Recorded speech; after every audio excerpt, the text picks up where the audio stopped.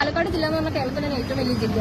ഇവിടെ ഈ ആൾക്കാർ കഷ്ടപ്പെട്ട് കോയമ്പത്തൂരേക്കും തൃശ്ശൂരത്തേക്കും ബന്ധുക്കളെയും കൊണ്ട് പോകുന്ന സമയത്ത് അവർ സഹതാപത്തോടെ നോക്കുന്ന ഒരു വെറും കെട്ടിടം മാത്രമാണ് ഇപ്പൊ പാലക്കാട് മെഡിക്കൽ കോളേജ് എന്ന് പറയുന്നത്. പേരിൽ തന്നെ ഇറങ്ങിയിട്ടുണ്ട്. ഈ വൈറ്റ് കോട്ടിനും ഈ സ്റ്റെപ്പിനും അതിനുള്ള വിലയാണ്. അതൊരു പവർ തന്നെയാണ്. അത് വെച്ചിട്ട് ഞങ്ങൾ നേടും. ഞങ്ങൾക്ക് വേണ്ട ആവശ്യമില്ല, യാതൊരു കൊടിയില്ലാതെ.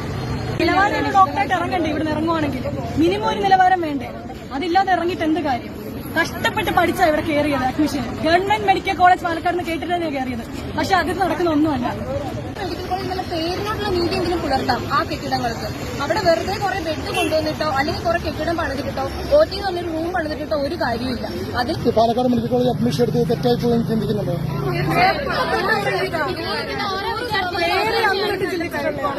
ഞങ്ങൾ കയറി അന്ന് സമരം ഉണ്ടായിരുന്നു. ഞങ്ങൾ വന്ന ഫസ്റ്റ് ഞങ്ങൾ സ്വീകരിച്ച ഞങ്ങളിൽ എന്ത് വന്നാലും ഉടനെ ഉണ്ട് റെഫർ ചെയ്ത് വിടുക. അതെന്ത് പരിപാടിയാണ്? ഇവിടെ നാട്ടുകാർ റെഫറിന് വേണ്ടിയാണുള്ളത്. അത്യാവശ്യം സംഭവിച്ചു കഴിയുമ്പോൾ തൃശ്ശൂരേക്ക് വിട്ടോ, കോയമ്പത്തൂരേക്ക് വിട്ടോ, അത് വേണ്ട ഇവിടെ. പിന്നെ എന്തിന് ഇത്രയും വലിയ ബിൽഡിംഗ് ഉണ്ടാക്കി വെച്ചേക്കുന്നത്? 10 വർഷമായി കണ്ടിട്ടില്ല. എവിടെ നിന്നാലും കാണാം ആ ബിൽഡിംഗ്. പക്ഷെ അകത്തൊന്നും ഇല്ല. അതാരും അറിയുന്നില്ല. അറിഞ്ഞിട്ട് ഇനി മിണ്ടായിരിക്കുന്നതാണോന്നും എനിക്കറിയില്ല. അറിയത്തില്ല എന്ന് ഞാനൊരു രോഗിയുടെ അടുത്ത് പറഞ്ഞാൽ രോഗി എന്നെ തല്ലും.